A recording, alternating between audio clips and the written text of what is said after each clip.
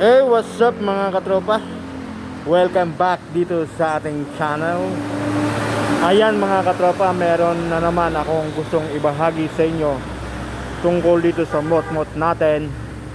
Yan, mga DIY mga katropa. So, gusto ko lang i-share sa inyo kasi ito, limit ko lang tong nakikita sa 4 wheels na ginagawa. So, naisip ko lang gawin din sa motor o sa part ng ating mga motor. Yan. So yung ginawa ko mga katropa napakasimple lang. So dahil itong CCB natin medyo malambot ng kanyang shock at palitin na.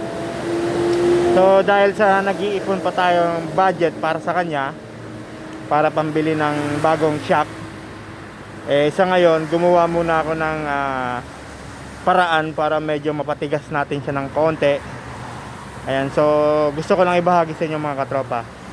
So tara, tignan natin. Dito tayo sa kabila para mas kita.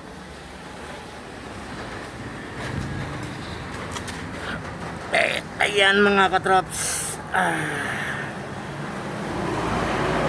Ayan, nakikita nyo ba itong mga katropa? Itong gomang to. So limit nyo, makikita ito sa mga 4 wheels. Gantong ginagawa.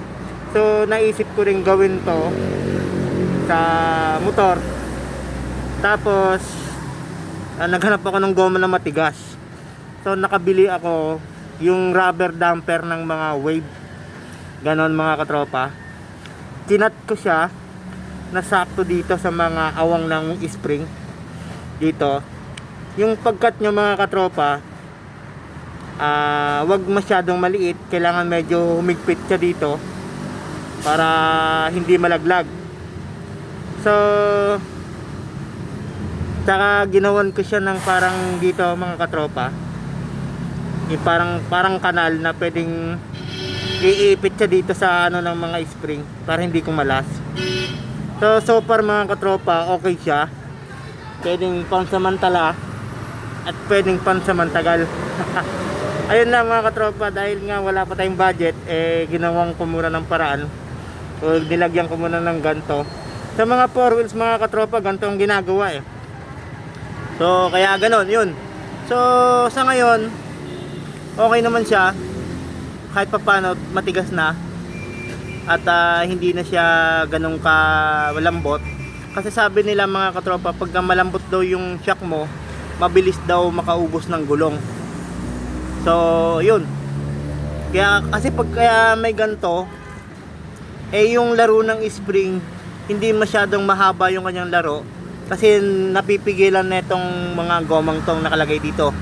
Ayan, rubber damper mga katropa, rubber damper ng mga Wave, o kaya naman maaari kayong magsadya doon sa gumagawa ng mga busing at pasukatan ninyo siya doon at pwede nyo rin doon ipalagyan.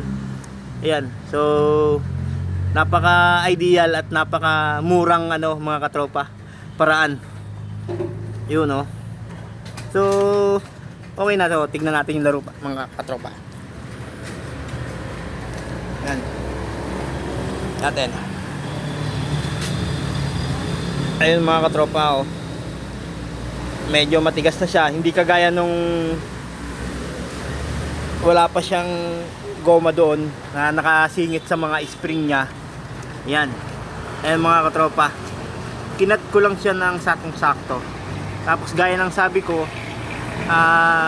nilagyan ko siya ng parang dito kanal para maglalak siya dito sa spring dito. Nilagyan ko siya ng lock dito, yun.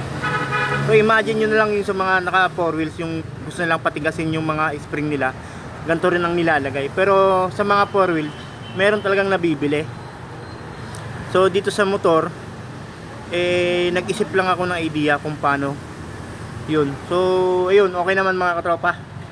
Ayan, so sana ako nakapagbigay sa inyo ng konting idea sa mga buhay-buhay habang gamit natin ng ating mga motor.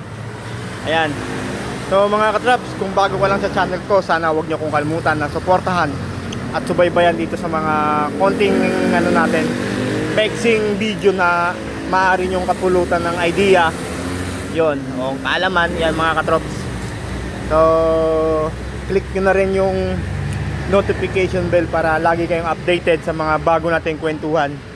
Ayan mga katrops, ito nga pala si Born to be Right. Peace!